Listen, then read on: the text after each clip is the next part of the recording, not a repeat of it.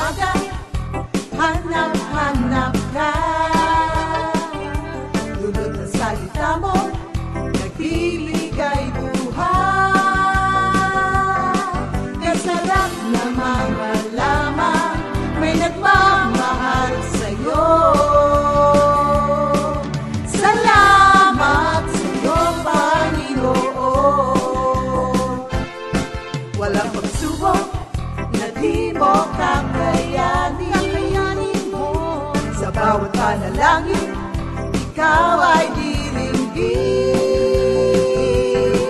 Ayon sa kanyang pangako, di kanyang iiwan. Salamat sa'yo, Panginoon. O kay buti mo, Panginoong Jesus. Kay ganda ng buhay kong taglay. Sa'yo lang ang papuri, sa'yo lang ang luwalhati. Sa aking buhay, ikaw ang number one. O kay buti mo, Panginoong Jesus. Kay ganda ng buhay kong taglay.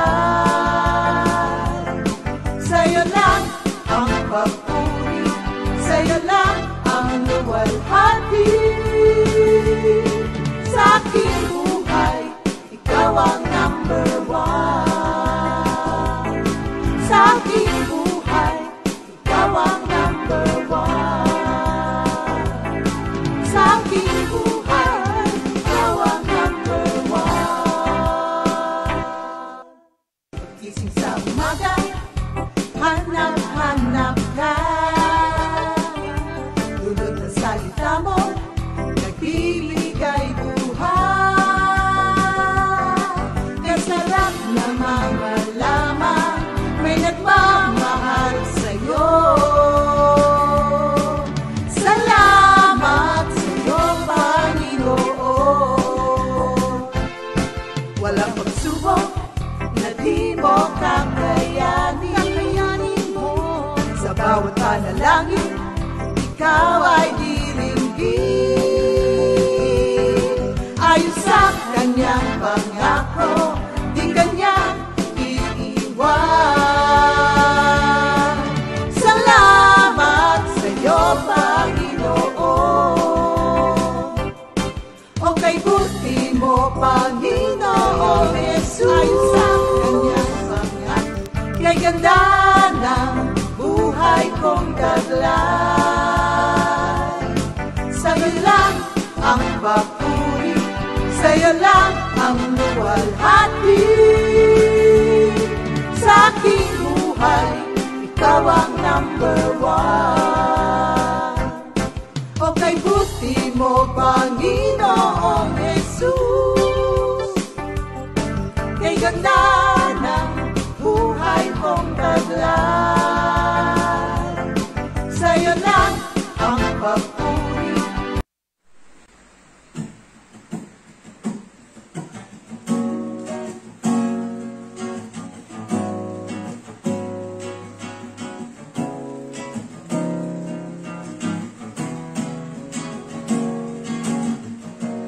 Kay ganda ng buhay, kay ganda ng pagmasdan. Sa ating paligid, pawang kagandahan.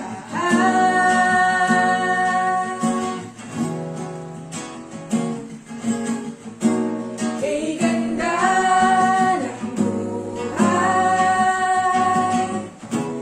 kay ganda ng pagmasdan. Sa ating paligid, pawang kagandahan.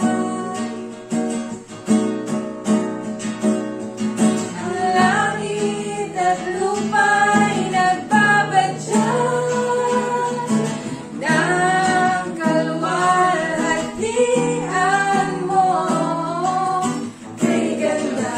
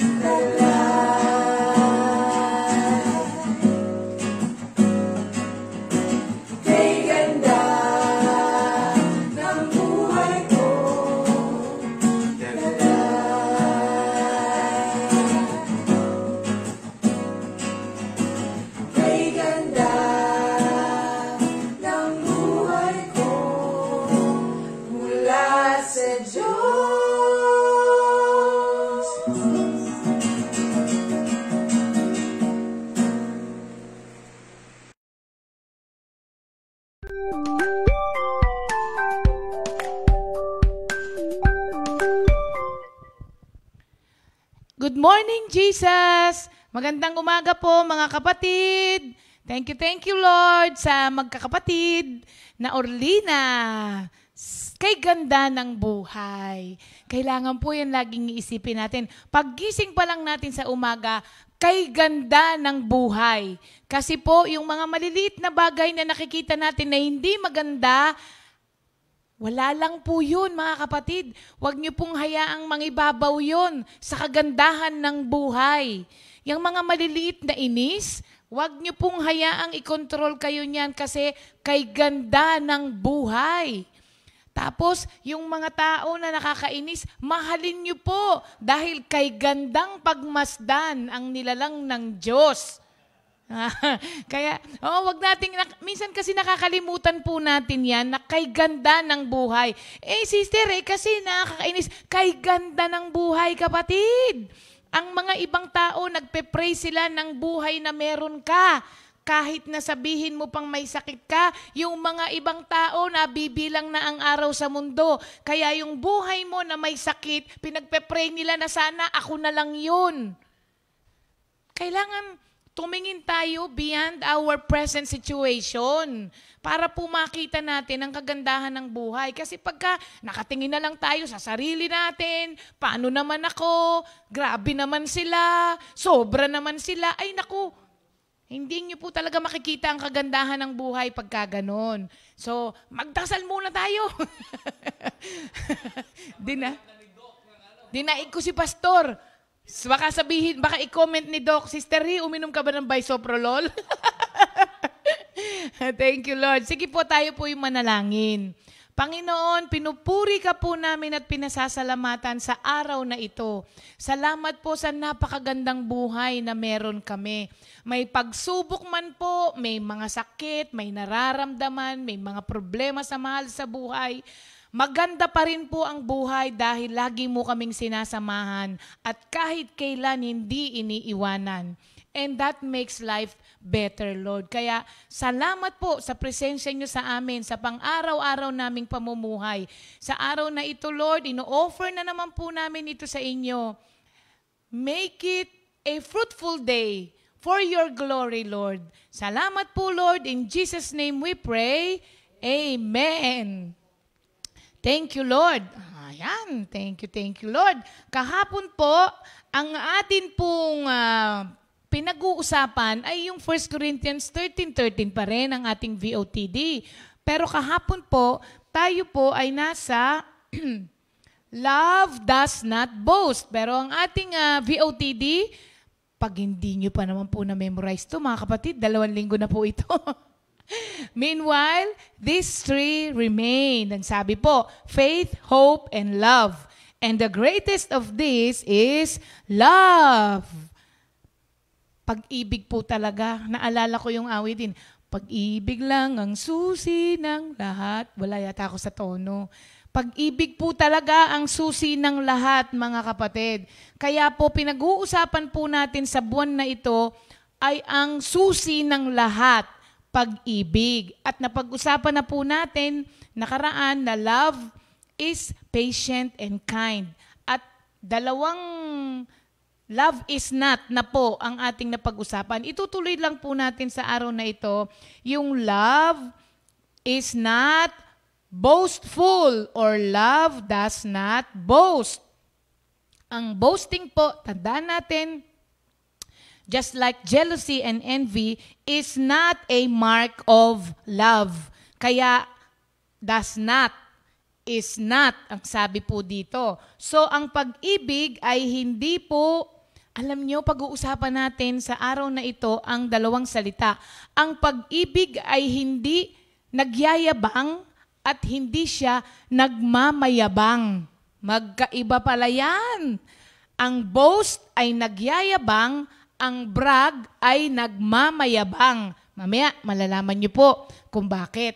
So, ito po ay nasulat ni San Pablo sa mga taga-Korinto dahil sa chapters 1 and 6 ay mga hindi magagandang bagay ang nangyari doon. Pinag-awayan ang mga kaloob ng Diyos.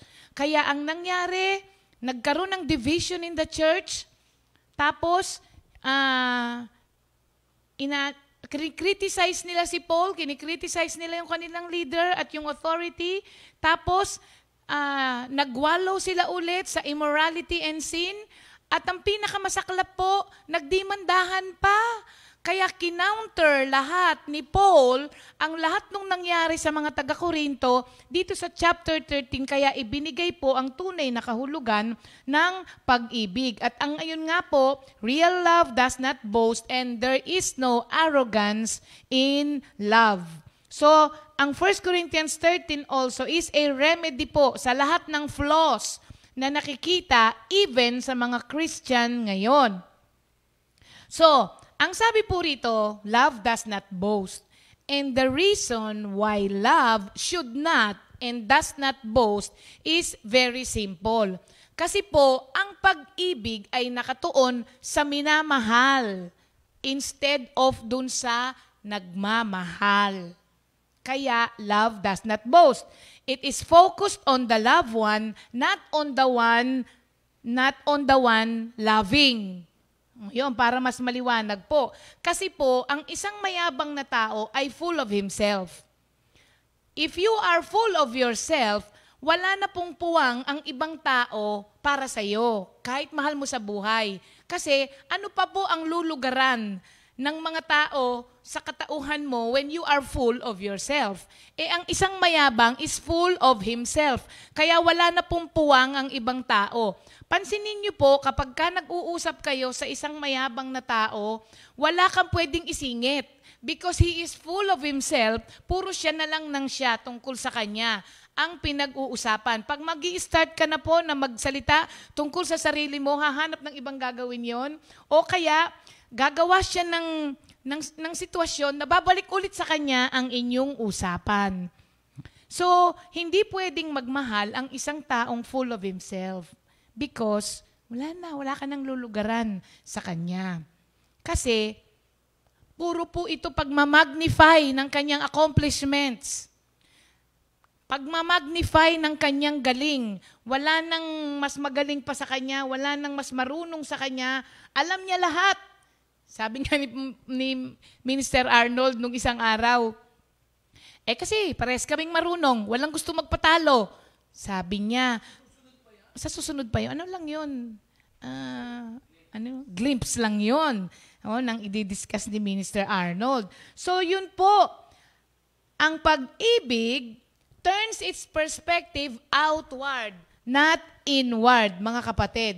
Kasi ang taong with this kind of love, yung God's type of love, will always magnify others.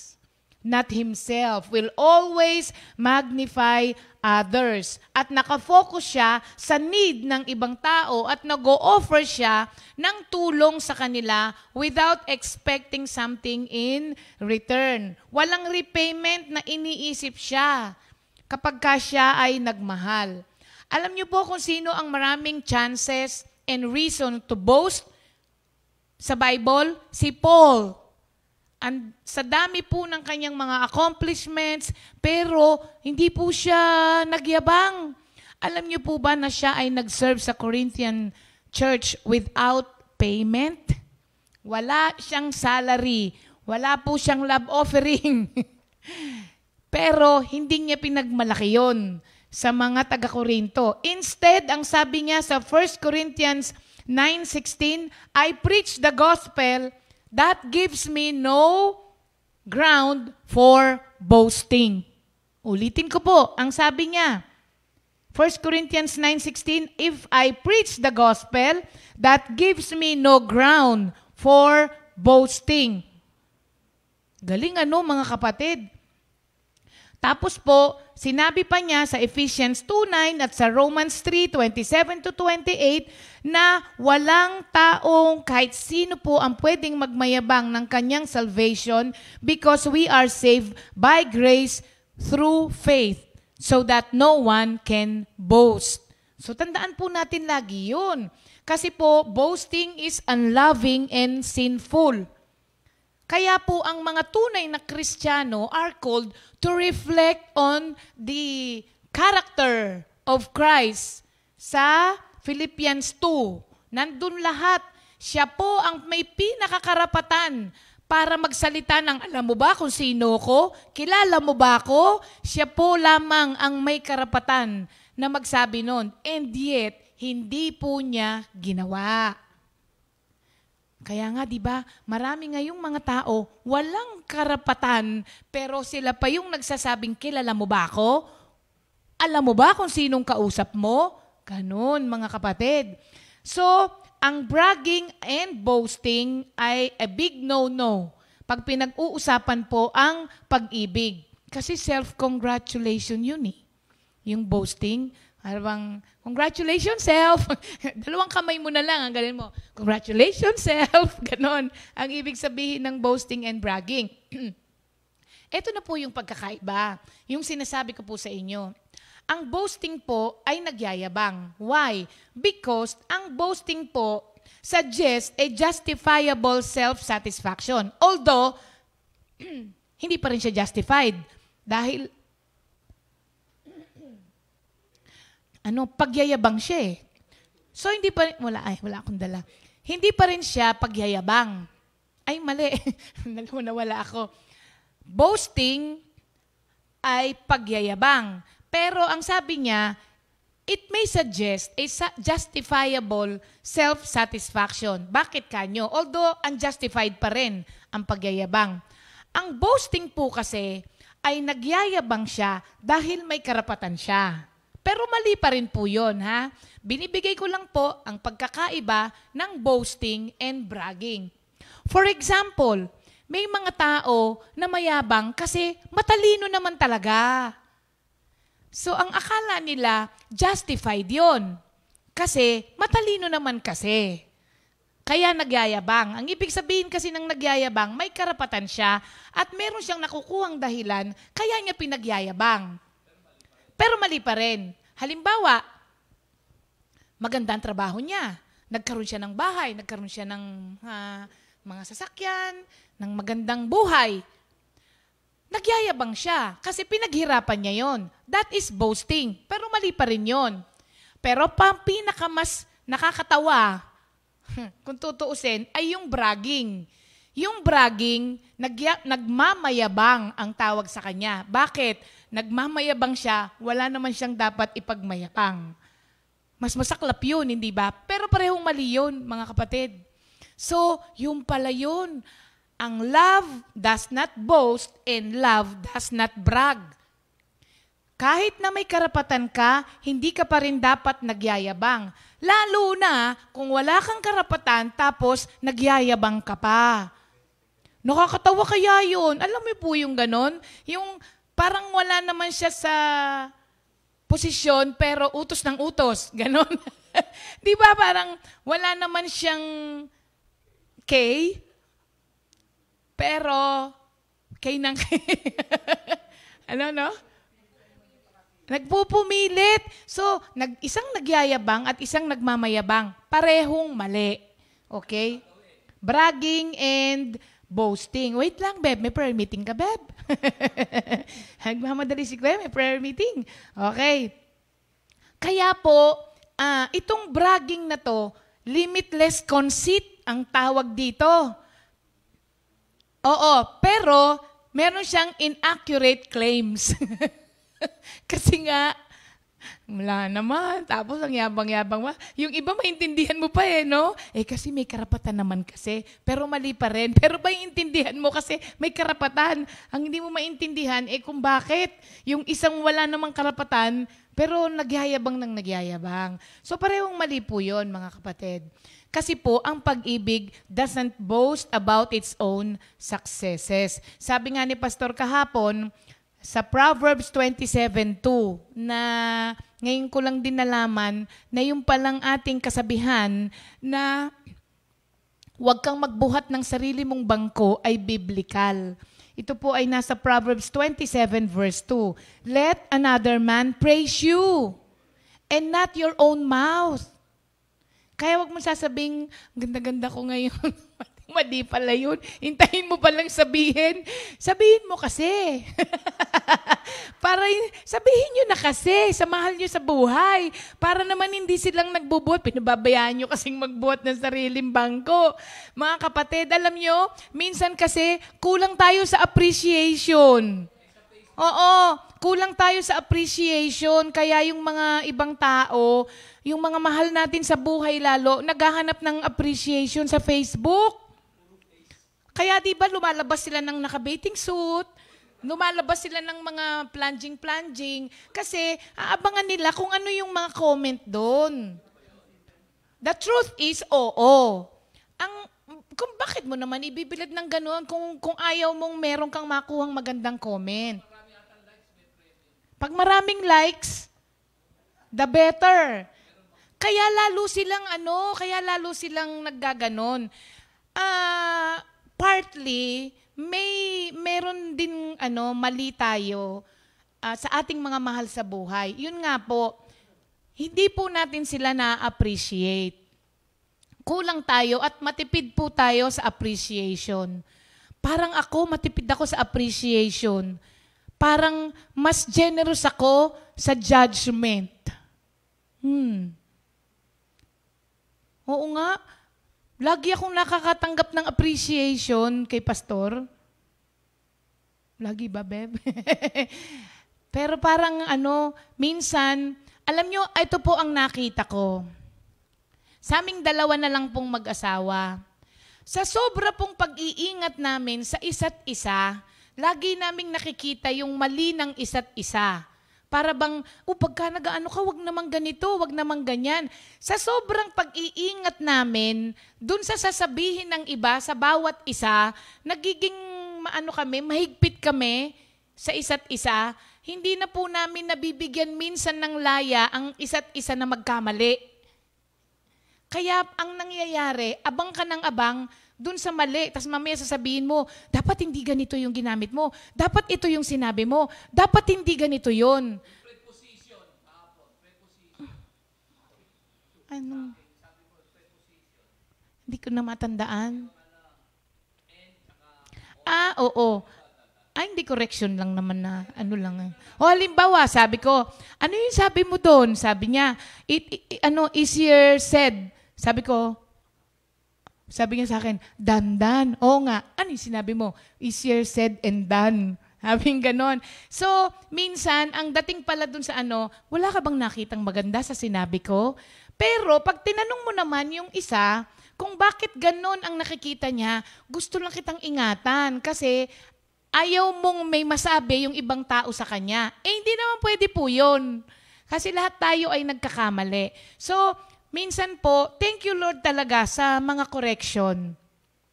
Sabi ko nga po, salamat sa salita ng Diyos na nagre-remind sa atin. Sabi nga ni Pastor, yan ay kung tatanggapin mo. Kasi merong mga taong hindi mo pwedeng i-correct, mga kapatid. They will hate you for it. Yung mga conceited na tao, never, sabi sa Bible, saan yun sa Bible? Never correct a conceited person. He will hate you for it, ang sabi po doon. Kaya alam niyo po ba na ang mga mayayabang na tao ay malulungkot na tao? Why? Wala na pong gustong lumapit. Tama.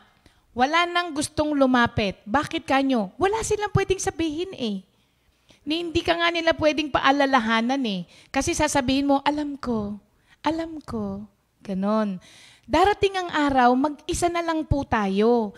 Kaya, kahit na sa'yo na lahat, wala ka na pong ipagyayabang. Bakit? Wala nang makikinig sa mga accomplishments mo. Wala na ring magpe-praise sa'yo. Kaya,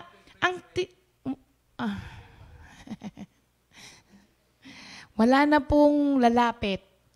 Yes, they will pray for you from afar. From afar na lang po, mga kapatid. Kasi wala na pong lalapit. So,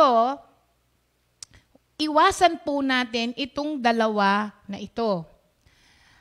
Alam niyo po, tatandaan po natin lagi na ang buhay na meron tayo ngayon, kung ano ang meron ka ngayon at kung anong klase ka ngayon, ay bunga po ng grasya lamang ng Diyos. Kaya po, alala ko, ang sharing ni Brother Bong, Banwa. Ang lahat po ng tao ay naghahanap ng appreciation. Walang taong hindi naghahanap.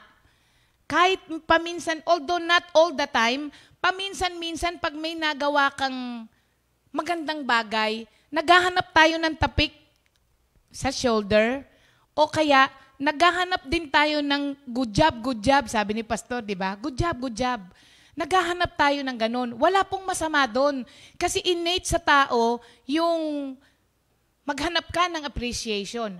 Ang masama po dito, pag hindi binigay sa iyo yung appreciation na hinahanap mo, nagwawala ka. Yun ang hindi maganda. Unnatural na yun, mga kapatid. At may kayabangan na talaga yun. Hindi lang binigay sa iyo, yung ine-expect mong appreciation, nagwawala ka na. Ba't ka nagwawala? Kaya, wag nating kalimutan na anuman ang meron tayo ngayon at anuman ang kalagayan natin ngayon, dahil lang po yan kay Kristo. Tanggalin mo si Kristo, wala tayong lahat, mga kapatid. Si Brother Bong, nag-share siya dati. Sabi niya, nung wala siya sa Panginoon, wala na pong kapamilya niya ang gustong tumanggap sa kanya. Actually, sabi niya, pag umuwi siya ng bahay, tinatago lahat ng kapamilya niya yung mga gamit nila. Dahil alam nila, mawawala. Kaya sabi ni Brother Bong, hindi na ako tanggap ng kahit na sinong angkan ko dati. Pero nung natagpuan siya ng Panginoon, binago siya. Bakit ngayon pag may problema ang angkan niya at mga pamilya niya, Tito Bong, di ba? Kuya Bong, bakit? Dahil ba si Bong? Si Bong na siya dati. Di ba mga kapatid? Pero nung sinamahan siya ni Kristo, nabago ang tingin sa kanya ng mga tao. Kaya huwag tayong magyabang dahil tanggalin mo si Kristo, babalik ulit sa iyo ang tingin ng tao dati. Kaya po, yun ang sinasabi ni Pablo, na ako ay tagapag-preach ng gospel at hindi ako binibigyan ng laya niyan para magyabang. Bagkus, lalo ka pa nitong gagawing mapagpakumbaba. Kasi laging yung sinasabi, love does not. Love is not. Ako ngayon ang may bisoprolol daw kailangan. So, yun po mga kapatid. Hindi po ako nagsasabi sa inyo. Sinasabihan ko po ang sarili ko. Dahil nakakalimot tayo, mga kapatid. Thank you, Lord, na lang po, maski yung mga nakikinig sa atin at yung mga nakapaligid sa atin, may word of God din, hindi tayo pinapatulan. Minsan, patulan man tayo, magigising ka naman. Diba? If you will allow them to correct you. Pero kapag wala ka nang ina-allow na mag-correct sa'yo, darating ang araw, mag-isa ka na lang, kahit magaling ka pa. Mga kapatid, nakakita na po ba kayo ng magaling magturo, pero walang gustong makinig? Kasi nakikita po nila, mas naririnig nila ang ugali mo kaysa dun sa sinasabi mo. Mas naririnig nila kung ano ang pinapakita mo sa kanila kesa sa sinasabi mo. Kaya minsan kahit ang galing-galing mong magturo, pagka po mayabang ka, wala na rin gustong makinig sa'yo. Meron makikinig sa'yo, yung mayabang din. Kasi sasabihin nila, uy, parang ako siyang mag-preach. Nakikita pa rin kayo sarili niya doon sa sinasabi. Kaya nga full of himself, mga kapatid eh. Ha? Oo, yung nagyayabang yon at yung isang nagmamayabang. Kaya, pagka ito pinag-uusapan, di ba? Ang daming binabato sa akin. Bakit kaya? Comment down below. Hindi po, puwera po talaga sa seryosong usapan. Ito po siguro ang isang love is not, na kailangan po nating everyday i-search yung puso natin. Kasi pag nasasanay ka sa isang bagay, nakakasanayan mo siya, nagiging tama siya. Hindi ba? Pag lagi mo siyang ginagawa, tapos wala namang nagko-correct sa'yo, pakiramdam mo, okay lang. Kaya ang nangyari, mapapansin mo, bakit di na ako kinakausap ni ano? Bakit pag dumarating ako, maalis sila? Ganun po ang mangyayari. Sabi nung iba, is it you I'm talking about? No, it's me I am talking about. So, kailangan po talaga, mga kapatid, hindi po, no joke po ito. No joke po ito kasi, oh yes, lahat po tayo nasusuong dito. Kapag ka sinabi mong hindi ka nagyabang, kahit minsan sa buhay mo, hindi totoo yun. Kasi ang nakagawa lamang yan ay ang Diyos. Kaya nga, always reflect on Philippians 2, mga kapatid. Dahil yun po ay ang dapat na meron ang Diyos na reason pero hindi niya ginawa. At yun ang dapat na tularan natin. Tularan po natin. Kasi the more you know Christ, the more you will be humbled. Why? The more you will see that you are nothing without the Lord. Kaya sabi doon, di ba, para wag kang magyabang, do not compare yourself to others. Compare it to Christ. Para makita mo na wala ka pang tuldok doon sa kay Lord. Kaya, wala pa pala ako. Kaya mawawala yung kayabangan natin. Ay, kayabangan ko na lang. Baka magalit kayo sa akin. Yung kayabangan. So, di po ba, mga kapatid? Kaya po, alam niyo po ba, 5 minutes na lang, ha? Grabe, hindi pala tumatapos. Alam niyo po ba na merong subtle ways na magmamanifest ito sa iyo nang hindi mo nahahalata, kaya kailangang bantayan. Yun yung sinasabi ni Pastor kahapon. Ano yung mga subtle ways na iyon na kailangan mong bantayan? Sample lang po. Kapag ka inaccept mo ang credit for something na hindi mo naman ginawa, ibang tao ang gumawa, pero inaccept mo yung credit nang hindi mo minimension yung tao, ayun po ay kayabangan. Hindi naman ikaw ang gumawa. Bakit mo angkinin? Tapos sasabihin nyo, ang galing-galing mo naman doon sa, ano ba? Ang galing-galing naman nung sayaw mo. Hey, thank you, Lord. Tapos may nagturo lang pala sa'yo. Sana sinabi mo, ay, si anong nagturo sa akin noon eh. Thank you, Lord, nga kay tinulungan ako. Pero inaccept mo lahat ng credit. Subtle ways. Hindi masyadong halata. Oo, meron kaming napanood. Ano mong title noon? Sa Netflix, panoorin nyo. Nakalimutan ko yung title. Parang siya, excavator siya, hindi siya archaeologist. Hindi siya licensed. Pero magaling siya kasi yung ninuno niya doon sa lugar na yon ay magagaling mag-excavate nang hindi ayon sa pag-aaral. Meron silang basta may gift sila doon. Alam nyo, na-excavate niya ang Anglo-Saxon, era.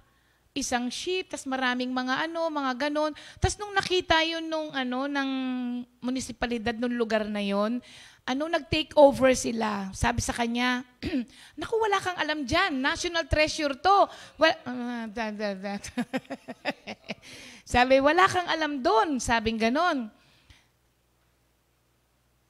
So, sabi, hindi ka nakasali. Sabing ganon. Sabi nung may-ari, sinong may sabi? Akong may-ari nitong lupa na to. Akong nagpa-excavate sa kanya.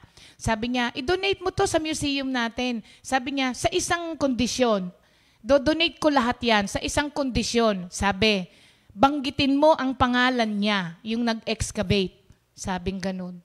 Yun lang ang nung may-ari. Yun lamang ang kanyang kondisyon. Ayun po. Nung namatay, nasa museum, hindi binanggit yung pangalan nung nag-excavate. So, yun po yung sinasabing yun po yung sinasabing tinatanggap natin minsan ang credit kahit na po hindi naman po tayo ang gumawa. Hindi po yun masyadong halata, mga kapatid. Tapos po, pag meron tayong mga ginagawa o meron pong sinabi sa ating negative ang ibang tao, ang dali nating mag-react. Pero pagka pinupuri ka nila, ang bilis-bilis mong i-accept. So, yon. Bantayan po natin yun. Pagkapuri, ang bilis.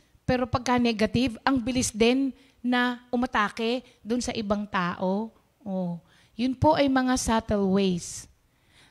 Kung ang jealousy po, ano yung sinabi mo, Beb, kahapon?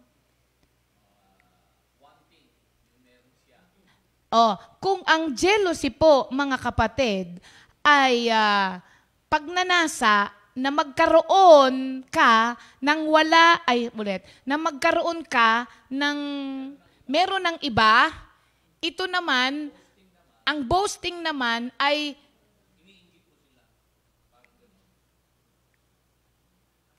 iniinggit mo sila kung anong meron ka.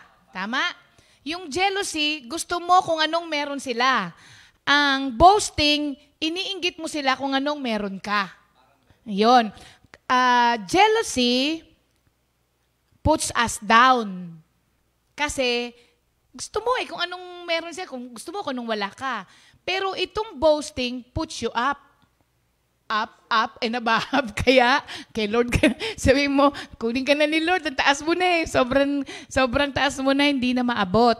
So, mga kapatid, a big no-no po itong boastful or bragging sa pag-ibig. Kaya yun po ay sinabi ni Paul sa atin sa 1 Corinthians 13. Ang haba pa nito, pero tama na po, ano?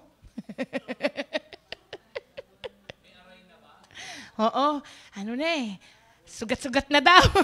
Tama na, sugat-sugat na. Para bang sinabi, okay, I get it.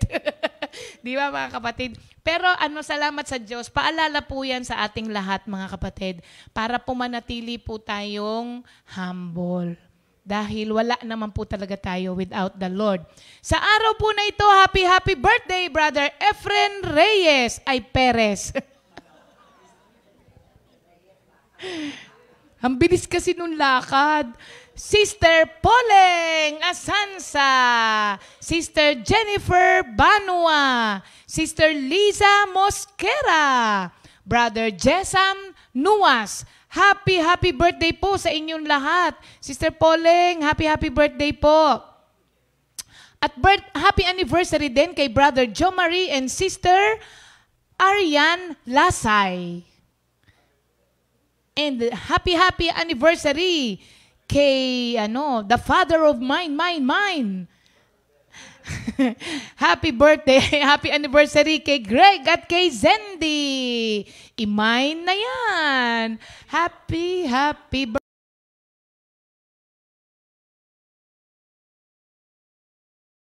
Mga kapatid, enjoy nyo po ang inyong birthday because napakaganda ng buhay.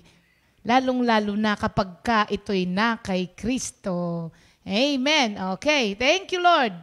Ngayong araw po na ito, sino kaya ang pagpapalain ng Diyos sa ating mga kapatiran? By the way, maraming salamat po sa lahat po ng mga nag-sponsor para po dito sa ating, Ano kaya ang magandang sa kanya, yung memory books? Ano siya? Magandang hangarin? Magandang hangarin nga? Okay yun? Magandang adhikain. Yan. Alam niyo po kung bakit ko sinabi, ang ganda... Beck, anong ibig sabihin ng adhikain?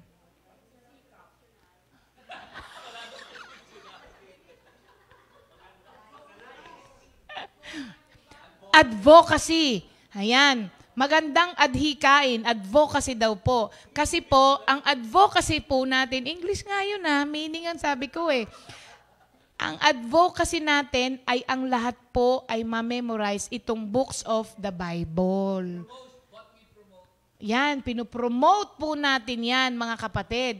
And at the same time, habang nagpo-promote, nabibigyan lang naman po tayo ng konting kaligayahan, di ba? At maraming salamat sa mga kapatiran natin. Ang daming nagbigay. From abroad? Oo nga.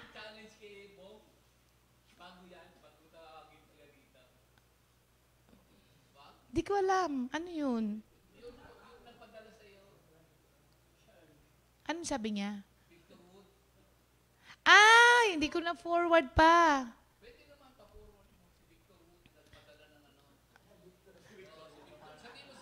Oo, hindi, alam ko na kung anong ibig sabihin ni Kuya. Okay, nakuha ko na, Beb. Ito pong ating ginagawa na ito, mga kapatid. Alam niyo po ba na hindi lamang tayo ang nabe-bless? Pati po yung mga ibang kapatiran natin, maski sa ibang churches, maski po hindi sa Pilipinas, na-encourage po sila dito sa ating ginagawa. Alam niyo po ba na may nagpadala? Hindi naman siya sumasali sa game natin. Pero nagpadala po siya ng kanyang entry daw niya. Ha? Entry, ha? Ay, hindi naman pala video. Oo, pero pakinggan na rin natin at hulaan niyo po kung sino, ha? O, ayan, o.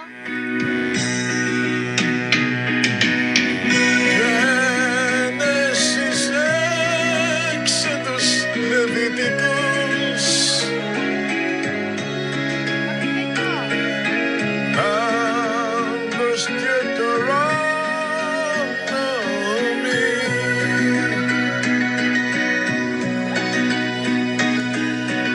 Joshua, Judges, Ruth, 1st and 2nd Samuel, 1st and 2nd Kings, 1st Chronicles, 2nd Chronicles, Ezra, Nehemiah,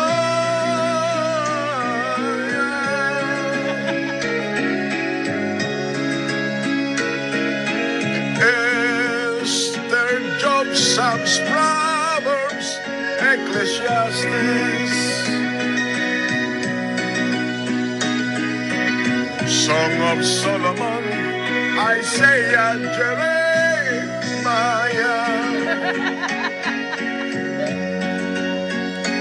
Lamentations, Ezekiel, Daniel,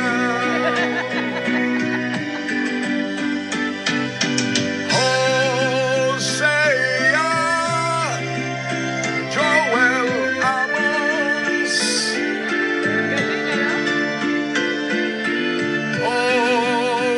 Obadiah, Jonah, Micah, Nahum, Habakkuk, Zephaniah. Ha? Naputol? Ha? Nag-sleep kasi yung phone ko. Ba't ka kasi natutulog? Hindi ko naman sinabi. Ayan na. Haggai, Zechariah, Malachi.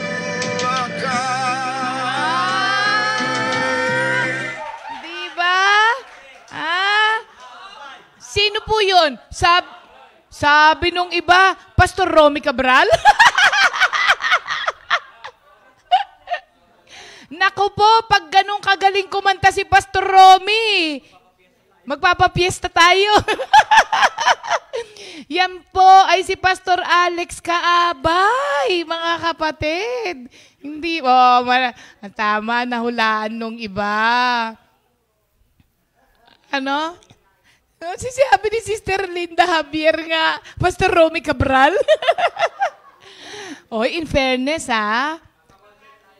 kay Sister Linda, magandang boses ang naririnig niya kay Pastor Romy. Maayos ang tenga ni Sister Rita. At maayos ang puso niya. Thank you, Lord. Pero ayan, tama po kayo. Marami sa inyo, Pastor Alex Kaabay. Ayan. Thank you, Lord. Hindi po ba kayo natutuwa? Mga kapatid, kagabi actually pa yan tumawag. Akala ko kung bakit. Sabi ko, baby, ikaw na sumagot kasi nag-aaral ako. Tapos nag-uusap sila. Victor Wood, tawa sila ng tawan dalawa. Sabi pa nga niya, tatawagan kita bukas. Ang ginawa niya, sinend na lang niya kaninang umaga. Bay, mas maganda to kung naka-video ka eh. Para nakikita ka namin. Pero thank you Lord, kay Pastor Alex, thank you Lord talaga.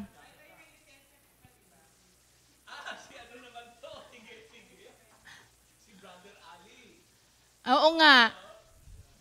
Walang time. Oo. Oo, sa isa-isa lang. Kayo naman, gusto nyo naman, isahang bagsakan eh. Okay, ang worker. Ay, hindi mo rin natanggal eh. Si Sister, pangatlo na eh, si Joy. Nakatatlo na sila. Hindi natin natanggal. Gusto na nga yan eh. Uy, in fairness dyan, di lang kumikibo yan. Oo, may tono yan. Ayan na. Sister Lisa! Pangilinan! Sister Lisa! Okay.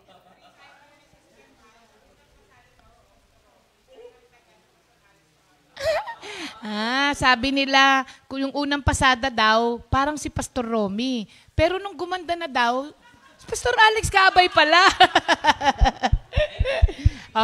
Sensya na kayo, yung arranger ko, tinanggihan yung tono. Ayaw? Ayaw eh. Ay, mataas ang standard ng arranger mo. Thank you, sige, Lord. go. Genesis, Exodus, Leviticus, Numbers, Deuteronomy, Joshua, Judges, Ruth, 1st and 2nd Samuel, 1st and 2nd Kings, 1st and 2nd Chronicles, Ezra, Nehemiah, Esther, Job, Psalms, Proverbs, Ecclesiastes, Song of Solomon, Isaiah, Jeremiah, Lamentation, Ezekiel, Daniel, Joel, Hosea, Amos, Obadiah, Jonah, Micah, Nahum, Habakkuk, Sebaniah, Haggai, Zechariah, Malachi. Yay! Bakit yun naman tinanggihan? Ang ganda-ganda ng tono ni Lisa. Narration daw kasi. Hindi naman, may tono naman. O, di ba? May nagbigay sa atin ng bagong 5,000, hindi, 500 na pang grocery. O, di ba? Sharing pa sana. O, sige, share mo. Hindi sa pagmamayabang. Ha? I-reserve mo na yan dahil topic nyo yan eh. Oo. Kaya nga hindi ko inubos. Kasi pag nagyabang ako, ubusin ko yan.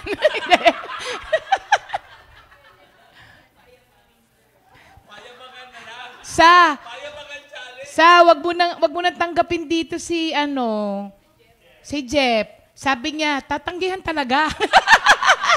Ikaw, Jeff, ka, ha? Di ka makakarating dito. Oo, wala ka na raw kape, sabi ni Mr. Arnold. Thank you, Lord. Pero parang ikaw yung arranger, Nold, na tumanggi? Ay, hindi. Okay. Thank you, Lord. Ngayon naman po, it's time for mga kapatid natin. Okay? Sino pa po ang mga nag-game na? Ha? Yan ang sinasabi ko sa inyo eh. Nag-e-enjoy kayong manood. Ayaw niyo sumali. Sumali po kayo mga kapatid. Hindi naman ito pagalingan. Okay? Joke lang daw, okay? Sa araw po na ito, si Sister Telma Mariano, si Sister Amor Fulgencio, si Brother Jojo Rosilio pa rin. Yan ang gusto ko. Walang sumusuko. Kahit na 1 linggong nandyan ang pangalan mo, very good yun. At thank you, Lord, sa kapatid ko. Oh, di rin siya sumusuko. Sabi niya kahapon nung in-announce ko, last na to na Old Testament kasi wala na tayong pang Sabi nung kapatid ko, di pa ako natatawag. Sabi niya, kami memorize ko lang tapos may memorize na naman ng Old Testament.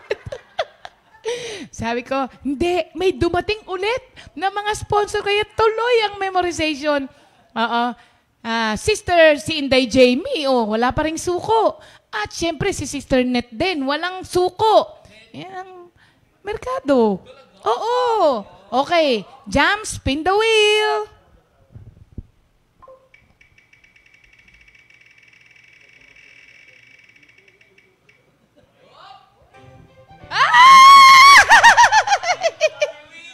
Natawag ang kapatid ko. Titignan ko. Dadagdagan ko to pagka magandang mo, Dabs. Okay?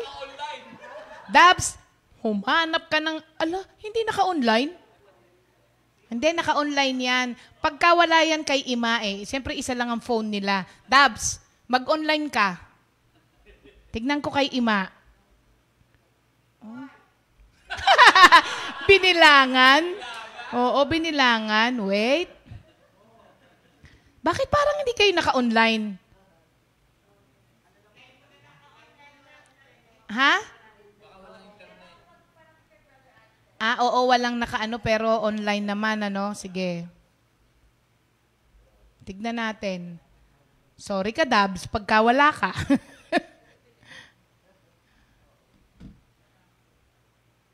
Ay, nagri-ring. Ay! Video mo, dali. Video, dali. Ay, sumasagot siya, tapos naririnig ko rin ang boses ko. Patayin mo yung Yan! Ready ka na? Naghang ka. Naghang pa siya nang nakaganon sa akin. Yan. Okay, ready ka na? Itaas mo yung may nakikitang hindi dapat makita. Ibaba mo yung cellphone mo. Nakapantulog ka yata wag yan ganyan. Wag yan, may nakikitang hindi dapat. Wala namang makita. Yan. Yan, tama lang yan. Okay, ready? May nakikitang hindi.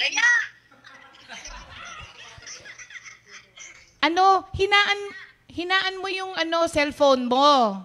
Hinaan mo yung cellphone mo kasi naririnig ko, nagfi-feedback.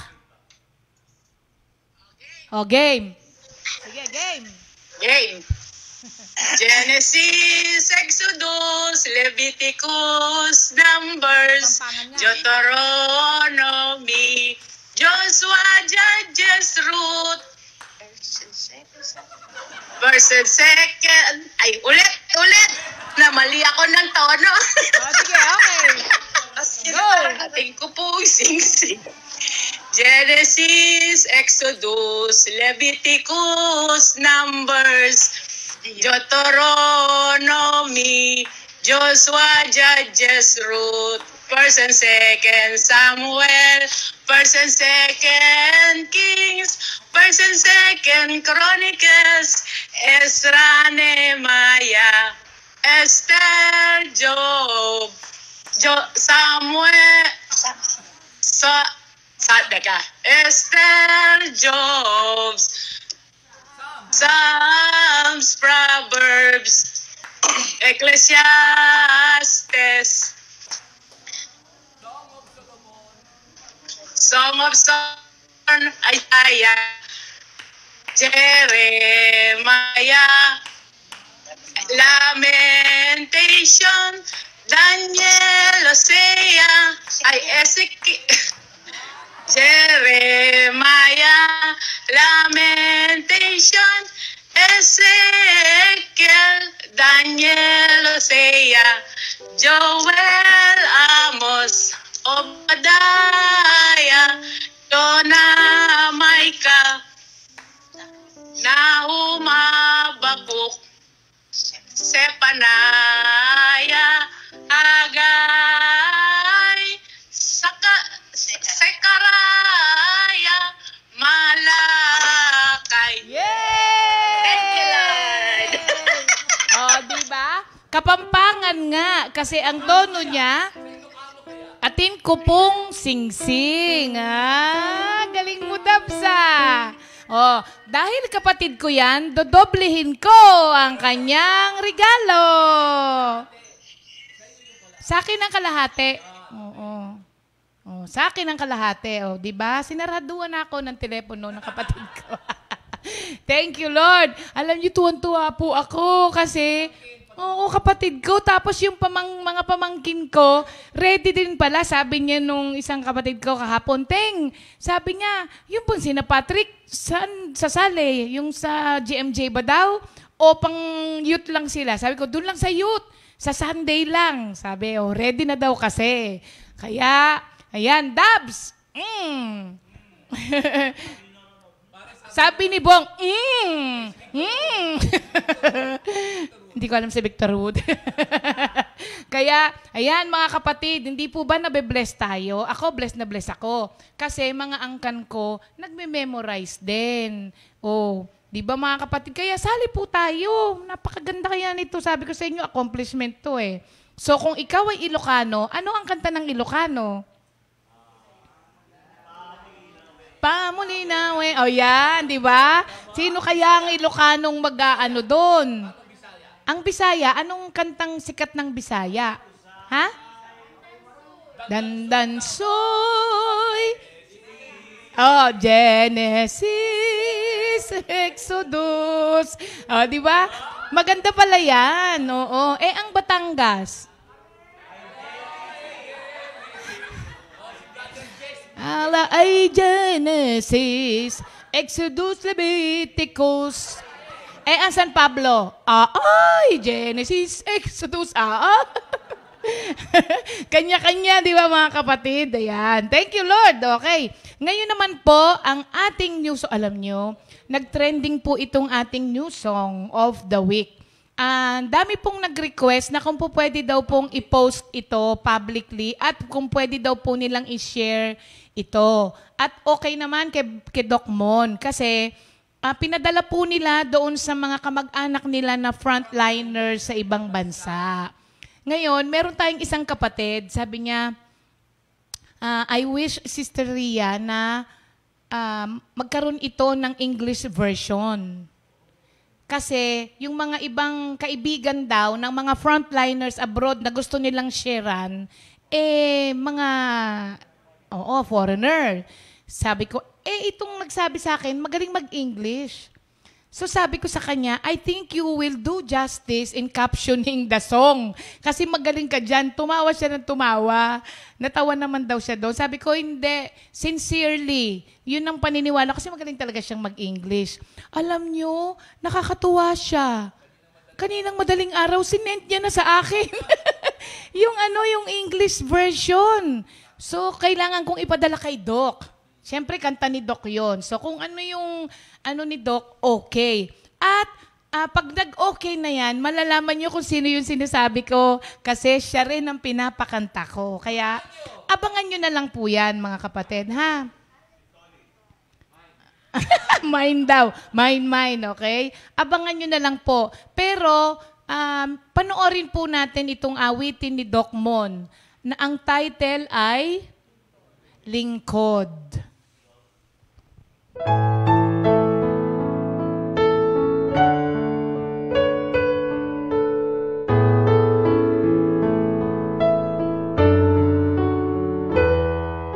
Maglilingkod ako sa iyo, turuan mo ang puso ko, tumalima at makinig sa'yo sa utos mo. Susunod ako.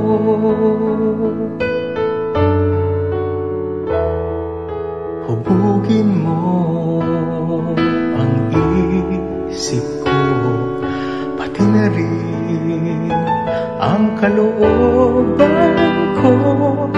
Lahat ng hawak ko, lahat ng kaya ko, gamitin mo. Maglilingkod ako.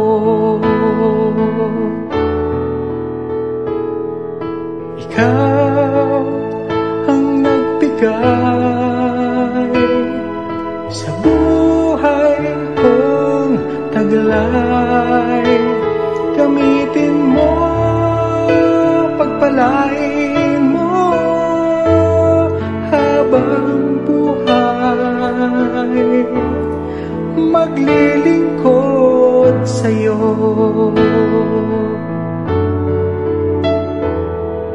Akayin mo ang isip ko patungo sa ninanais mo sa buhay ko, mula sa puso ko tanggapin mo, O Diyos, sa karangalan mo.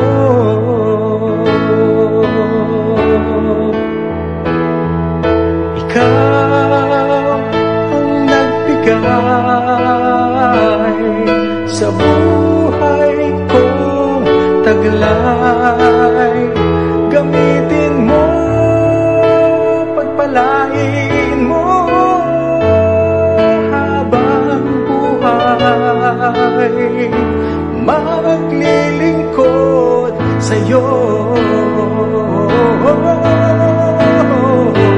Nagmula sa iyo ang lahat ng ito, aking ibibigay, aking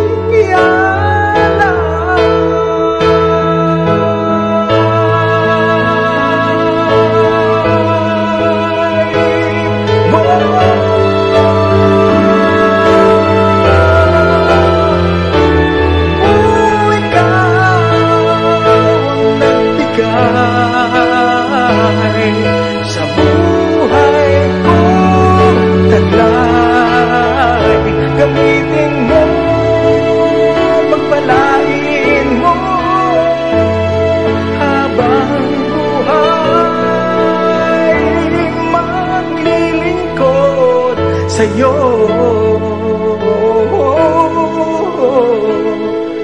Ang puso ko, ang isip ko, ang buhay ko maglilingkod sa'yo.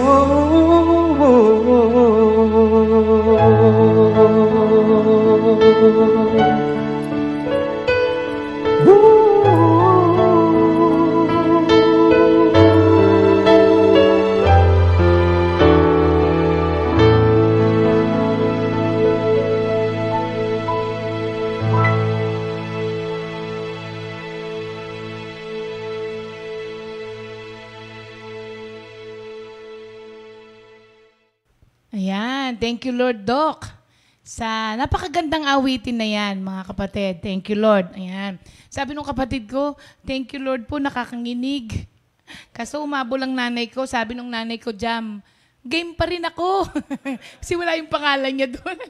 Ayan. Salamat po sa mga kapatiran natin po. God bless you Lord. God bless you all for being with us. Ngayon po, makinig po tayong mabuti, mga kapatid. Dito po sa ating mag-asawa, medyo ito ay maselan, pero marami ang may kailangan. Pakinggan niyo pong mabuti, mga kapatid. At alam ko, mabibless po kayo sa mag-asawa na sasalaysay sa atin ng kwentong pag-ibig nila.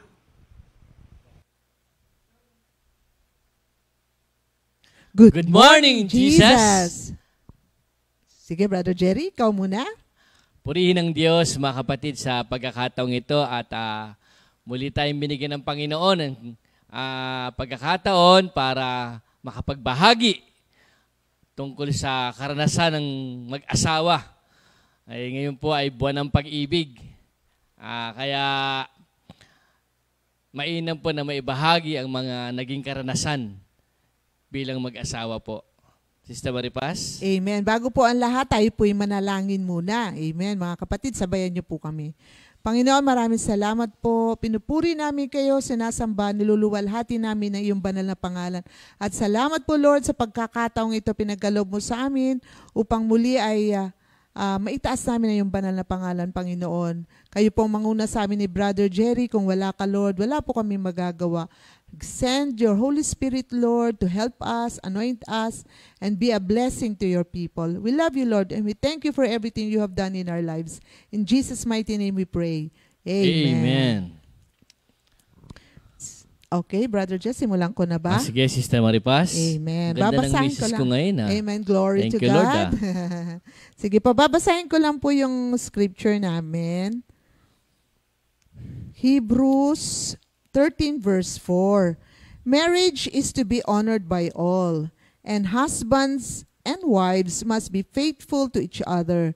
God will judge those who are immoral and those who commit adultery. Hebrews sa 13 Tagalog. verse 4. Sa Tagalog, dapat ninyong pahalagahan ang pag-aasawa at dapat ninyong iwasan ang pangangalunya sapagkat hahatulan ng Diyos ang mga nangangalunya at ang mga immoral. Amen. Praise God. Alam niyo po, sa pag-aasawa, alam natin na hindi ito madali. Dahil sabi nga ng ating mga ninuno, sabi, hindi ito kagaya ng kanin na pag nainitan ka ay iluluwa mo. Once na nagpakasal ka, ito na yun. Iset mo na yung mind mo na wala ng atrasan kasi kasal ka na. At yan ay covenant. Covenant with God and covenant with your husband o a vow or a promise. So napaka-taas at napakahalaga ng marriage po. Napaka-importante. Saan po ba ito aralin natin ng konti? Sa Genesis 1:27-28 po, diyan po, pinorform ni Lord ang unang marriage on the 6th day of creation. Sabi doon, so God created human beings, making them to be like Himself. He created them male and female, blessed them, and said, have many children, so that your descendants will live all over the earth and bring it under their control. I am putting you in charge of the fish, the birds, and all the wild animals. So, ito po ang unang marriage na mismo ang Diyos ang nag-perform. So, napaka Diyos na ang nag-perform dito, mga kapatid. Sa Genesis 2:24 nakalagay, therefore shall a man leave his father and his mother, and shall cleave unto his wife, and they shall be one flesh. Alam niyo po dati, hindi ko maintindihan to na itong dalawang tao magiging isa na, isang flesh. Ganun pala, one purpose. Dito, two individuals, but in God's ideal of marriage, the two becomes one in purpose. Meaning they share the same goals, values, the same outlook. They work together to build a strong, godly family and raise their children to be good and godly people. Kaya pala, si Lord, sa 2 Corinthians 6:14, ayaw niya na mag-equally yoke with unbelievers kasi totoo na ang purpose ni Lord ay yung magkapareho kayo ng lahat, ng values, ng kaisipan, ng buhay. Kaya yung mga Christians, kapag nag-asawa ang Christian, magkapareho din sila ng outlook sa life. Kasi kami nga, mag-asawa ni Brother Jerry, naunawaan ko ang mami noon kung bakit ang gusto niya, kami din mga manggagawa ang magka-partner sa marriage especially. Wala na siya ibang inaano sa amin, kundi kami rin sa isa't isa, yung within the workers. Kasi pareho nga ng kaisipan, pareho ng goal, pareho ang layunin, that is to serve God. At kapag ganun po, isa lang ang layunin nyo, sigurado din, ang mga anak ay magiging kapareho din, mga godly, good children. Kaya napakaganda pala talaga ng plano ng marriage ng Panginoon. Dito po, sabi dito, God created marriage in Eden. His ideal for marriage, one man and one woman joined together in lifelong commitment to each other. So, ang kinreate ni Lord, one man, one woman. At ang gusto niya, lifelong commitment. If we remember po, lahat tayong mga pakasal, nag-asawa, meron dito, di ba, yung mga wedding vows natin.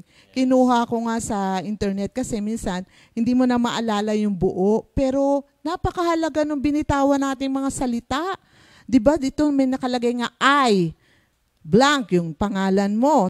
Tapos sunod naman, husband mo. Take you to be blank, to be my husband, to have and to hold from this day forward, for better or for worse, for richer or poorer, in sickness and in health, to love and to cherish till death do part, according to God's holy law, in the presence of God, I make this vow. Grabe po, no? So, sa pagbigay natin yon, pagbigkas natin yon sa ating brother husband at ang brother husband sa kanyang sister wife, namumutawi ang pangako, ang vow natin. Una, sa isa't isa, in the presence of God, narinig ng Panginoon at narinig ng mga mahal natin sa buhay at iba pa. So very binding po ito kasi nag-seal ng ating marriage sa ating mga asawa, yung ating pangako sa isa, ay mismo na ang Diyos ang nakarinig. Kaya hindi pwedeng baliwalain ang mga pangakong mga binitiwan. Kaya napakahalaga yung katapatan.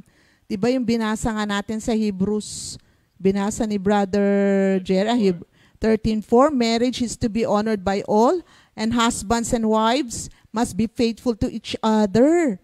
God will judge those who are immoral and those who commit adultery. So faithfulness means being faithful or having fidelity in marriage and to your vows. So kung ano yung pinangako natin, mga kapatid, pag tinutupad natin, we are being faithful dun sa mga vows na binitawan natin nung tayo ay nagpakasal. Alalahanin po natin, mga kapatid, minsan kasi pagka namumroblema na itinatapon, nakakalimutan yung vow sa bawat isa, yung sacred vow natin na ang Diyos mismo nakarinig at ang ating mga kapitbahay, mga kaibigan, pamilya.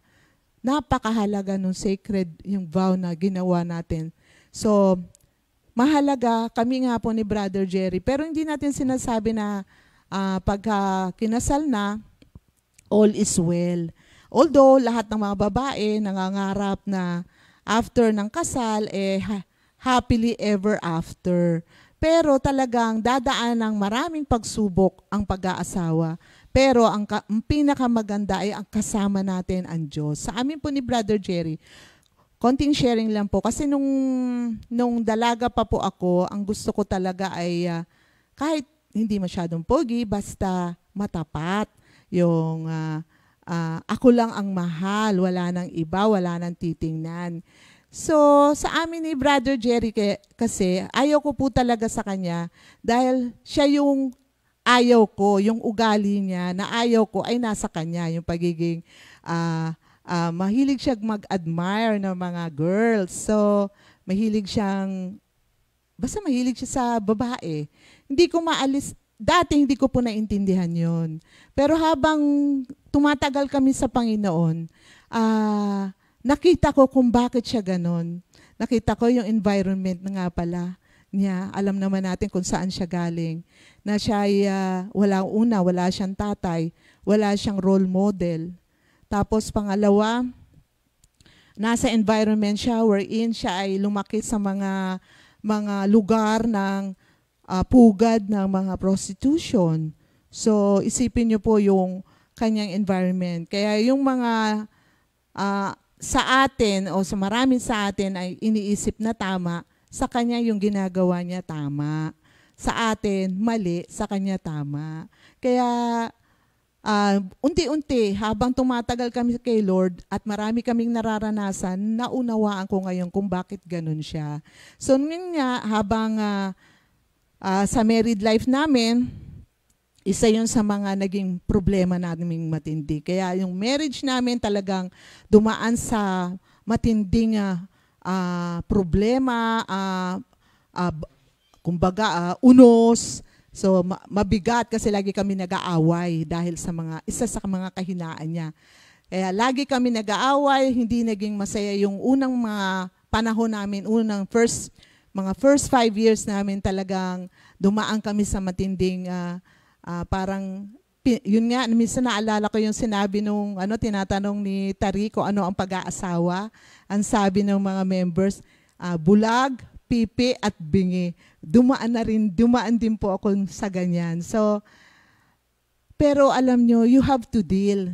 Kailangan ma-deal. Kaya natuwa ako kay Lord nung kami na nga mag-asawa na kami at dumaan kami ng maraming sigalot sa buhay dahil nga sa kanyang kahinaan.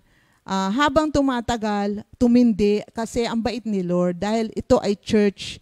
At sa church, holy si Lord, di ba Brother Jerry? Ipapakita niya na siya ay banal and has nothing to do with sin. Kaya yung sakit, yung sin is like a tumor na kailangang operahan at tanggalin para maging maayos. At thank you Lord, no? Kaya yung word ko, nung sinagot ko siya sa Genesis 2, it is not good for man to be alone. Genesis 2:18, then the Lord said, it is not good for man to live alone. I will make a suitable companion to help him. So malaking bagay po, doon ko lang naintindihan yung word na yun na ako pala ay help sa kanya dahil mayroon siyang kahinaan at kailangan niya ng tulong. Minsan, hindi tayo nagiging help. Minsan nagiging judge. Hatol ng hatol. Kasi ganyan ka.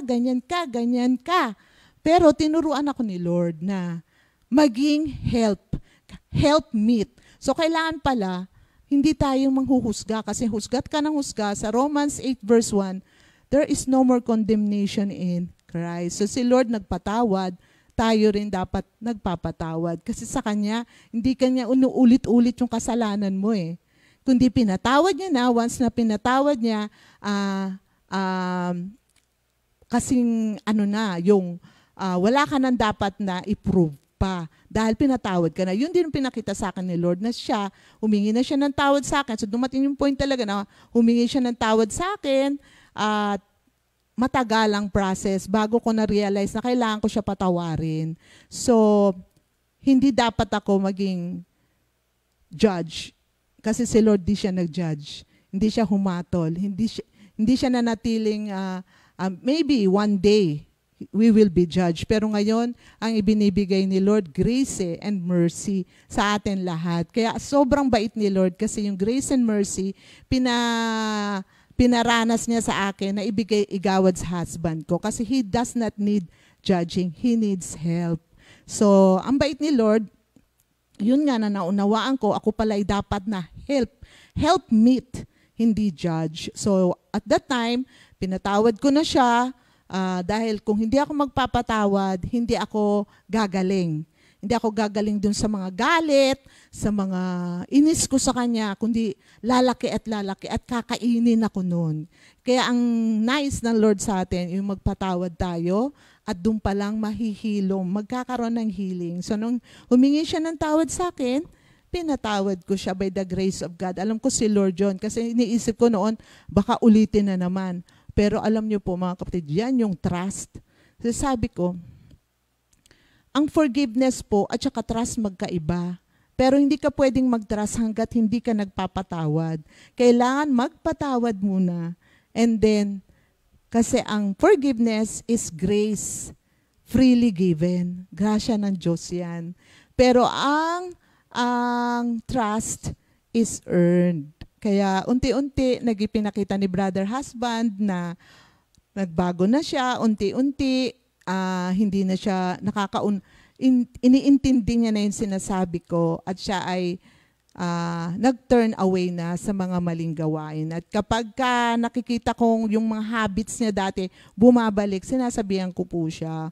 Kasi nakita ko rin na dapat din watch and pray. Pag sinabing watch and pray, bantayan mo at manalangin ka. So, patuloy po yun na hanggang ngayon, natutuwa ako kay Lord dahil malaki na po ang binago niya compared sa dati. So, we are still in a process and God is good. Siya ang humahawak sa atin at siya rin ang kumikilos sa atin upang magawa ang kanyang kalooban. Habang may buhay, may pag-asa. Yun ang lagi sinasabi ng mami. Amen. Brother Jerry, ikaw naman mag-share. Closing prayer na tayo? Hindi, meron pa namang oras, no? 10 minutes pa lang tayo. Pwede So, pa. purihin ng Diyos, mga kapatid. Salamat na lang sa forgiveness na iginawad sa akin ni Lord. Pangalawa, ang ng misis kong maganda. Hindi naman po ako nang bobola. Totoo pong maganda siya, mga kapatid. Tulad doon sinabi niya, kasi naalala ko ngayon mga vow dun sa wedding. Till death do us part, for better and for worse, sickness and in health, richer or poorer. Dapat pala talagang maging tapat tayo doon kasi saksi ang Diyos, saksi ang iyong asawa, at saksi ang mga nasa paligid natin. At malaking selebrasyon po yun nung ipinahayag natin ang mga pangakong yun, mga kapatid.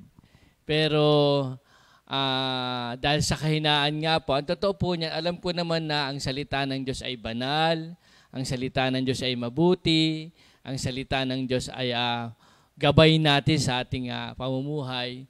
Pero tulad nga na sinabi ni Sister Maripas, nung kinalakihan ko kasi, hindi ko po iniisip ng damdamin ng kapwa, hindi ko iisipin ng sasabihin ng kapwa.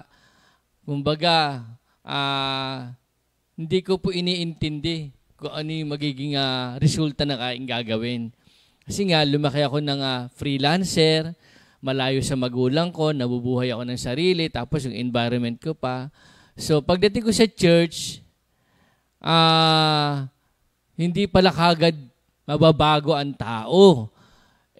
Dumating ang point na mag-aasawa ako kasi noong time na yun, nung mga kasabayan ko, nag-aasawa na sila, parang ako lang may iwan. So parang gusto ko na ring mag-asawa. Akala ko masasettle nung mga gawain ko nga hindi tama kapag nakapag-asawa na ako. Hindi pala yun ang solusyon, mga kapatid. Para dapat ako maging mabuting asawa, kinakailangan unang-una, tanggapin ko si Lord sa aking buhay bilang Panginoon at sariling tagapagligtas. At ako po ay hihingi ng tawad at tatalikuran ko ang mga maling gawain. Yung pala ang unang step para makapamuhay ng tama. Mga kapatid, kasi nung bago-bago rin ako sa ministry, talagang marami po akong kalikuan. At salamat na lang, napatawad na ako ni Sister Maripas kasi dala-dala ko pa yun. Hindi nawawala sa akin yun.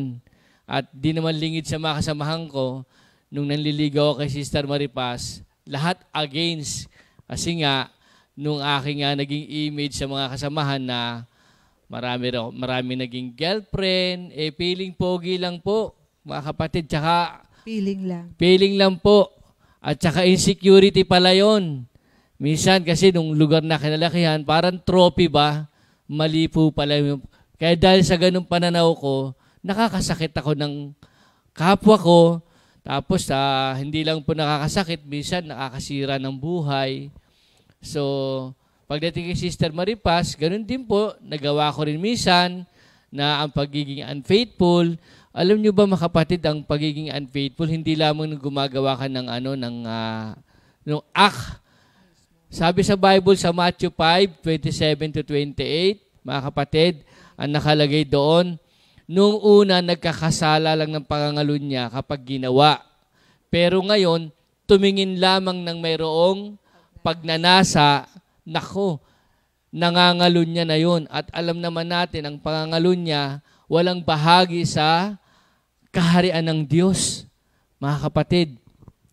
Kaya dito, salamat na lang sa Panginoon. At si Sister Maripas nga ay help ko talaga siya. Kasi siya yung naging parang hindi naman po nanay. Naging gabay ko. Kasi nga minsan, nagsasalita ako minsan ng basta't masabi ko lang, di ko na iniisip kung makakasakit o hindi, gagawin ko isang bagay. Kaya nagkakamali ako, pero salamat na lang po, nandiyan si Sister Maripas na aking asawa.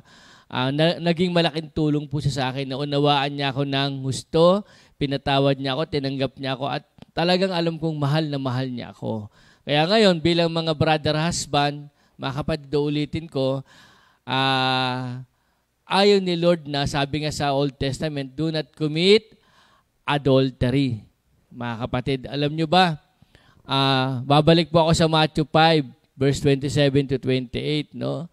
Bilang mga asawang lalaki, pag may asawa na tayo, tumingin ka lang nang may pagnanasa. Sabi sa Bible, nangangalon niya na. Minsan, nagpe-flirt, no? Minsan, nagpapakyut, may asawa na. Minsan may asawa na, naghahanap pa ng iba. Nagte-text. Nakikipag-text. Tapos, nakikipagkwentuhan sa babae na dalawa lang sila. Minsan nga po na may time na may seminar sa husband and wife, picture taking na. Wala ako. Umakat ako ng taas. Pagdating ko sa taas, may isang girl sa taas, bigla akong naging kaibigan ko lang naman. Kaya lang, dalawa lang kami doon sa taas, sa may terrace. Biglang dumating si Stephanie Paz. Hindi ko tuloy malaman ano gagawin ko paliwanag. So, yung mga ganun ba mga kapatid? So, hindi na dapat naglalagay sa babae pag may asawa na. Kasi alam nyo, si Haring David, nako, grabe nung consequence na ginawa ni Haring David nung siya magkasala, adultery. Alam nyo ba, nung anak niya kay Bathsheba, namatay. Pangalawa, nung si Absalom, nung kanyang mga hindi maganda ginawa, sobra nakakahiya. Kaya yung kasalanan po, nagdadala sa kahihiyan, mga kapatid. At nung consequence, nung nagawa ni sa 2 Samuel 11, pataas po hanggang 12, naku mga kapatid, may anak siya. Pinatawad niya si Haring David sa kasalanan niya, pero yung consequence, hindi po nawala. Nung anak niya na si Amnon, ni-rape nung anak niyang si Tamar. Kapatid ni Absalom si Tamar. Dahil galit, nalaman ni Absalom na ni-rape ni Amnon si Tamar, pagkalipas ng 2 taon, pinatay ni Absalom si Amnon. Mga kapatid, so napakasakit nyo na nakikita mo nung consequence ng mga maling gawa. At saka hindi lamang po yung mga kapatid, sisirain ng marriage, sisirain ng pamilya. Alam po ninyo, sa ibang bansa, legal ang divorce Pero pagdating mo sa Bible, mga kapatid, God hates divorce. Bagamat sa ibang bansa, naging legal yan. Pero as Christian, doon po tayo sa Word of God. Ang tao po, pa nag-define ng truth, subjective. Pero as a Christian, doon tayo sa Word of God, mga kapatid. At salamat alam po mga kapatid at wag po nating hayaan kasi wag nating hayaan magkaroon ng open doors para sa unfaithfulness. Wag nating hayaan ng magkaroon ng open doors para sa adultery. Kinakailangan ma-appreciate po natin nung misis natin. Alam po niyo si Sister Maripas, dumating ang panahon na na-appreciate ko lahat ng ginagawa niya sa akin. Para bang hiyang-hiya ako sa sarili ko, sa misis ko, kay Lord. Para bang nakakatunaw, para bang nakakahiya ng tumayo. Kasi nga, ang manggagawa ka ng Panginoon, kabanalan. Tapos nakakagawa ka ng mali. So para bang ang hirap. Kaya as Christian, no mga open doors to adultery, open doors to unfaithfulness, wag po nating hahayaan na makapasok tayo dyan. Kaya Satan is like a roaring lion. 1 Peter 5:8, mga kapatid. James 4:7, pag may tukso, submit yourselves to God and resist the devil. He will flee away. So, the spirit is willing, but the flesh is weak. Para hindi tayo maano sa temptation. Watch and pray. Watch and pray. At saka, huwag tayong pupunta sa alanganing lugar, mga kapatid. Ito po'y lahat ng gumagawa ng hindi tama po, nagtatago. Lahat ng hindi gumagawa ng tama, nagtatago. Kasi nakakahiya. Kaya as Christian po, bilang Ngayon po, salamat sa Panginoon, mga kapatid. Sinasabi ni Sister Maripas nung trust, ini-earn po talaga yon. Ini-earn po yon. Hindi po basta-basta igagawad sa isang tao nagkamali yon. Kaya salamat na lang po. Kaya sabi sa Bible na sa Hebrews 13:4, no, i-honor natin ng marriage, mga kapatid. Huwag magtataksil sa bawat isa. Ibigin ang kanya-kanyang asawa, mga kapatid. Thank you, Lord. Nung misis ko, pag nagkakasakit ako, siya nag-aalaga sa akin. Pag umaga, pinaghahandaan ako ng pagkain. Pinaglalaba ako, pinagpaplantsa ako, everything, mga kapatid. Tapos talagang nakakahiya po kapag nakakahiya na gawa ng masama ang isang tao na nagmamahal sa'yo. Kaya, thank you, Lord, Brother Jerry. Opo, mahirap yung dinaanan, pero ang tagumpay nasa Panginoon. Kaya all glory and honor belongs to God. Kaya kung meron kayong ganong mga karanasan, alam na natin, mahirap po. Huwag na nating subukan. Ang kasalanan, may consequence po yan. Kaya nagpapasalamat kaming dalawa dahil sa nalagpasan namin. Kasi hindi namin po masishare kung hindi namin nalagpasan. Kaya glory to God po at kami aawit bago kami manalangin.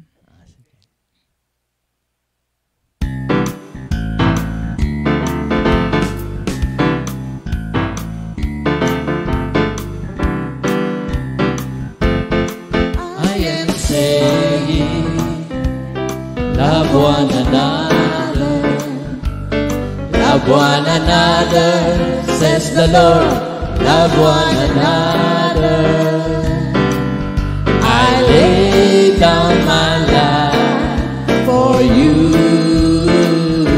Love one another, says the Lord. Love one another. One more time. I am saying, love one another.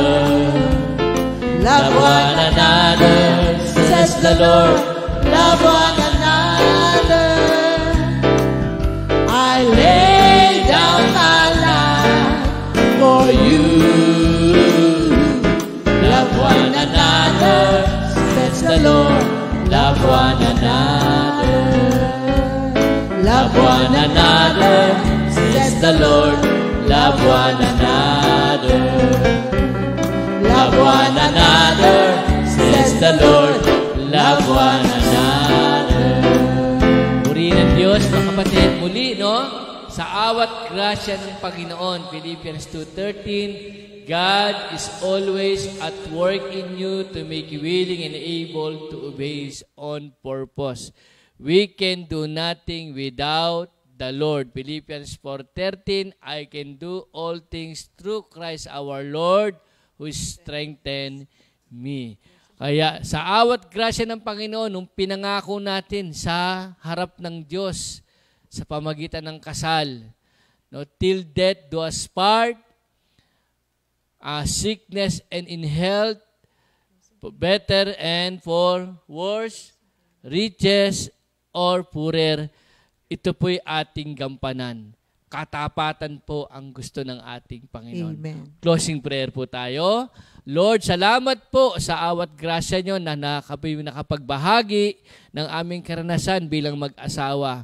Tunay nga, Panginoon, na walang perfect na pagsasama. Lahat ay mayroong kakulangan. Pero salamat po, kayo po'y perfect. Kayo po'y hindi nagkasala. Kayo po ang Diyos na mahabagin. Kayo po ang Diyos na nagbuo ng isang pamilya, mag-asawa. Kayo po ang author niyan, Panginoon. Kaya sa awat grasya po, Panginoon, kami pong mga mag-aasawa ay makapamuhay ng nakalulugod sa inyo. Ma-appreciate namin ang bawat isa, communication, giving, forgiveness, sharing, Lord, at understanding, at pag-ibig ang maghari sa bawat isa.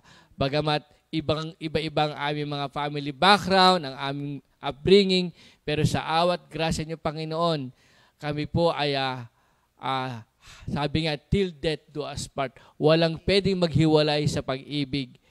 na ipinagkaloob niyo sa amin, kamatayan lang po, Panginoon. At salamat po sa umagang ito. Sa pangalan ni Jesus, Amen. God bless us all, mga kapatid. Thank you, Lord. Hallelujah. 2 Timothy 2:2. Hallelujah.